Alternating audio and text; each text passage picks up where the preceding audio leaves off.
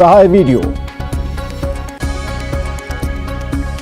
RJD के पूर्व विधायक चंदन राम की सबसे बुरी हार, मुखिया का चुनाव भी नहीं जीत पाए पूर्व एमएलए। 2015 में एलजेपी नेता पशुपति पारस को हराकर बने थे विधायक। पटना समेत पूरे बिहार में बढ़ रही डेंगू के मरीजों की संख्या, पीएमसीएच में बनाया गया डेंगू वार्ड। सीबीएसई और आईसीएसई की परीक्षा पर सुप्रीम कोर्ट का बड़ा फैसला, 10वीं और 12वीं की टर्म परीक्षा को हाइब्रिड परीक्षा कराने से इनकार, ऑफलाइन मोड में ही होगी परीक्षा।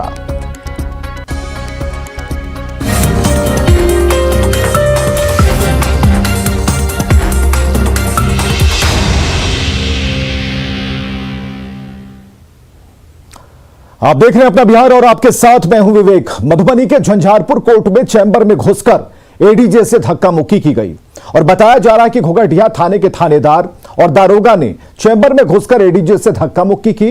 शोर शराबा सुनकर लोग वहां दौड़े, मामले को शांत कराया और वकीलों का यह कहना है कि जब वे चैंबर में पहुंचे तो देखा कि 2 वर्दीधारी वहां मौजूद हैं और सभी के पहुंचने पर भी गाली गलौज कर रहे थे। बीच बचाव करने पहुंचे कर्मचारी से भी पुलिसकर्मियों ने मारपीट की और जानकारी मिलते ही एसपी और डीएसपी समेत अन्य अधिकारी भी आए और जज के साथ बैठकर मामले की जानकारी ली। घटना से वकीलों में आक्रोश है और वे सुरक्षा के साथ आरोपी पुलिसकर्मियों की गिरफ्तारी की मांग कर रहे हैं। झंझारपुर बार एसोसिएशन ने दोनों पुलिस अधिकारियों के साथ मधुबनी एसपी पर भी कार्रवाई की मांग की है। तो दारोगा पर धक्का मुक्की का आरोप है। ये तस्वीरें हम आपको दिखा रहे हैं। झंझारपुर कोर्ट में एडीजी के साथ धक्का मुक्की करने के बाद की तस्वीरें।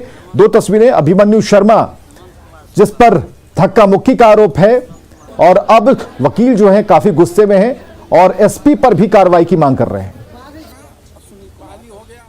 से पुलिस आ गई, वो लोग भी पुलिस का ही साथ दे रहे थे या पहले पुलिस का ही साथ देना शुरू किए। वो लोग पुलिस को लेकर के वो लोग निकलना चाहे, जिसका विरोध हम अधिवक्ताओं ने किया कि नहीं, इसको यहीं पर में रखिए तब तक, और जब कार्रवाई होगी उचित उसके बाद ही इसको बाहर निकालें। वो दोनों पुलिस आरोपी यहीं है या कहीं? अभी दोनों आरोपी पुलिस को यहीं पर में रखा गया है। बिहार में शराबबंदी कानून की महासमीक्षा के बाद सियासी बयानबाजियों का दौर जारी है। विपक्ष के हमले पर जहां सत्ता पक्ष की ओर से करारा जवाब दिया जा रहा है, वहीं मद्य निषेध विभाग के चीफ के तौर पर के पाठक के पदभार ग्रहण करते ही महकमा एक्शन मोड में आ चुका है और शराब के अवैध धंधेबाजों पर नकेल कसी जा रही है।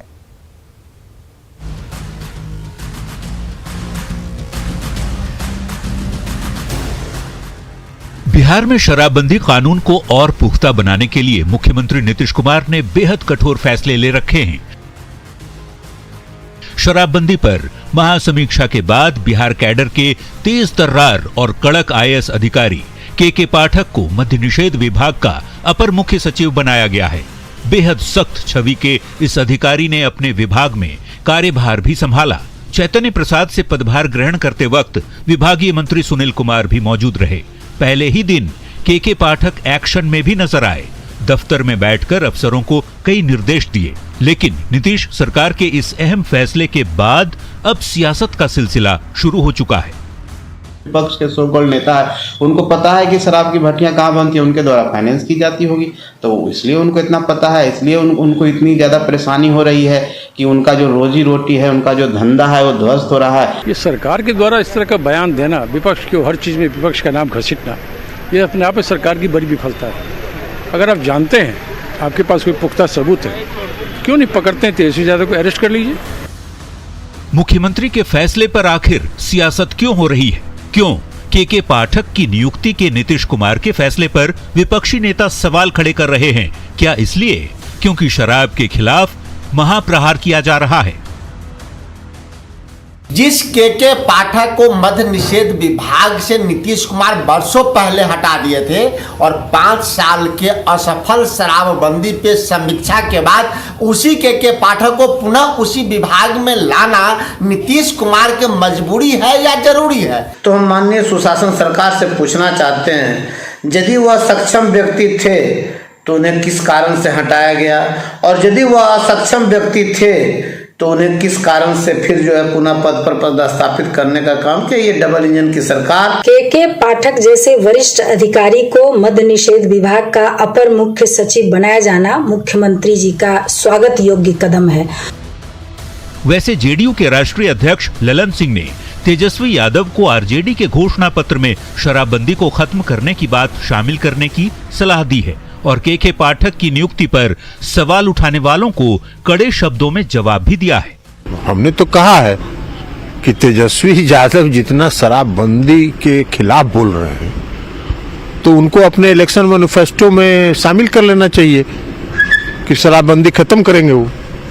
लेकिन बिहार में शराबबंदी है और शराबबंदी रहेगा और शराबबंदी को नियंत्रित करने के लिए जितने सख्त से सख्त कदम हो सकते हैं राज्य सरकार उठा रही है। शराबबंदी की समीक्षा बैठक के बाद शराब माफियाओं पर लगातार शिकंजा कसा जा रहा है। राजधानी की आलमगंज थाने की पुलिस ने शराब की होम डिलीवरी करने वाले 4 तस्करों को धर दबोचा। इनके पास से 76 लीटर विदेशी शराब और 2 बाइक भी जब्त की गई है। एक होम डिलीवरी करने वाले 3 व्यक्ति को करीब 16 लीटर शराब के साथ पकड़ी गई। साथ ही उनके पास से एक अपाची गाड़ी बरामद की गई है और इसी क्रम में जो है एक बकरिया टोला से करीब 60 लीटर जो है अंग्रेजी शराब जो है वो बरामद की गई है। सियासत अपनी जगह है, बयानबाजी करने की छूट सभी को है, लेकिन शराबबंदी कानून को सख्ती से लागू किए जाने का यदि ब्लूप्रिंट फिर से तैयार किया जा रहा है तो इसलिए क्योंकि नीतीश चाहते हैं कि शराबबंदी सफल हो, बिहार जागरूक हो, नशे की लत दूर हो, परिवार बर्बाद ना हो, शराब से मौत ना हो, गरीब और ज्यादा गरीब ना हो, साथ ही बिहार नशा मुक्त बने। Bureau report, news 18। तो खगड़िया में पंचायत चुनाव के अखाड़े में बड़े बड़े दिग्गजों को धूल चाटनी पड़ी। कभी पशुपति पारस को हराने वाले पूर्व आरजेडी विधायक चंदन राम मुखिया का चुनाव हार गए। विधायकी तो छिन गई है, मुखिया का चुनाव हार कर कहीं के नहीं रहे नेताजी। जी हां, ये वही चंदन राम हैं जो साल 2015 में अलौली सीट से दिग्गज एलजेपी नेता पशुपति पारस को हराकर सुर्खियों में आ गए थे। पिछले साल के चुनाव में आरजेडी ने टिकट काट दिया, तब से कुर्सी छीनने से बेचैन नेताजी जब मुखिया बनने को तैयार हुए तो तेतराबाद पंचायत की जनता ने उन्हें ऐसी धूल चटाई कि हारने वालों की कतार में 5वें नंबर पर पहुंच गए।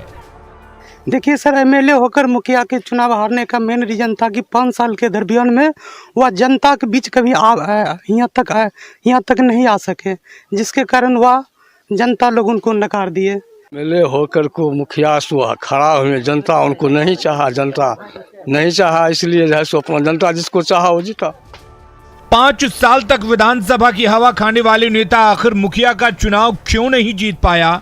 आज यही सवाल गली गली में चर्चा में बना हुआ है।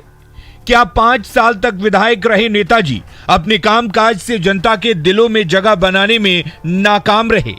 क्या जनता की उम्मीदें इतनी ज्यादा टूट गईं कि 1000 वोट का जुगाड़ भी नहीं कर पाए नेताजी? पूर्व विधायक की करारी मात ने हर किसी को सवाल उठाने का मौका दे दिया है।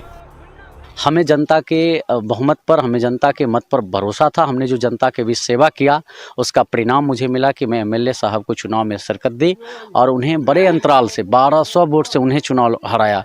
नेतागिरी में तो हार जीत लगी ही रहती है, लेकिन विधायकी चुनने के बाद मुखिया बनने चले नेताजी ऐसी करारी मात खा गए कि आज हर जगह उनकी जग हंसाई हो रही है। दिग्विजय कुमार, न्यूज़ 18, खगड़िया।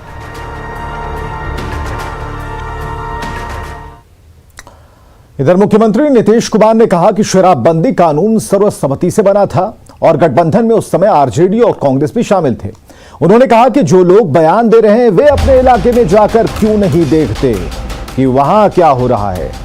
तो विपक्ष पर नीतीश का बड़ा हमला, सर्वसम्मति से हुआ था शराबबंदी का फैसला।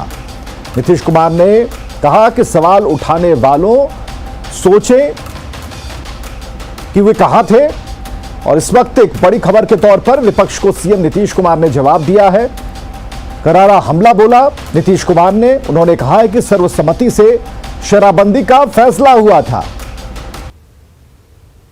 वो बोलने के पहले याद रखना चाहिए था कि शराबबंदी कब लागू हुआ। 2016 में शराबबंदी लागू हुआ। आज कुछ बोलते हैं, कहाँ थे? आज कुछ बोलते हैं, वो कहाँ थे, किसके साथ थे, और किस तरह से सब लोगों ने कहा, जो भी हमने कहा प्रस्ताव उस पर तैयार हुए, और वो हमारे साथ नहीं थे। तब हमने घोषित किया था 2015 में महिलाओं की मांग पर एक हम कॉन्फ्रेंस में थे, और उसके पहले हम लोगों ने बहुत कोशिश की थी और लोगों के बीच में प्रचार कर रहे थे कि शराब बुरी चीज़ है, पीजिए नहीं, ये सब कुछ। लेकिन जब मांग पर हमने कहा कि अगली बार अगर आएंगे तो लागू करेंगे, तो अगली बार फिर आएंगे तो हम लोगों के साथ ये लोग थे, और जब इन लोगों के सामने हमने कहा लागू करना है, 2 मिनट में एग्री किए, सब लोग एग्री कर गए। और वही नहीं, जो आज हम लोग साथ हैं और पहले साथ थे, उस समय विपक्ष में थे, सबने सपोर्ट किया, बीजेपी और अन्य पार्टी सभी लोगों ने। तो एक तरफ से सर्वसम्मति से बिहार विधानसभा और बिहार विधान परिषद में 2016 में जो हम लोग 1 अप्रैल से लागू किए, उसके ठीक पहले ये हम लोगों ने विधानसभा और फिर विधान परिषद में इसको पारित कराया। चलिए खबरों में आगे बढ़ते हैं। आरा में गुस्साई भीड़ ने बाइक चोर की मरम्मत कर दी। जीपीएस के जरिए जैसे ही बाइक और बाइक चुराने वाले के ठिकाने का पता चला, आग बबूला ग्रामीणों ने धावा बोल दिया।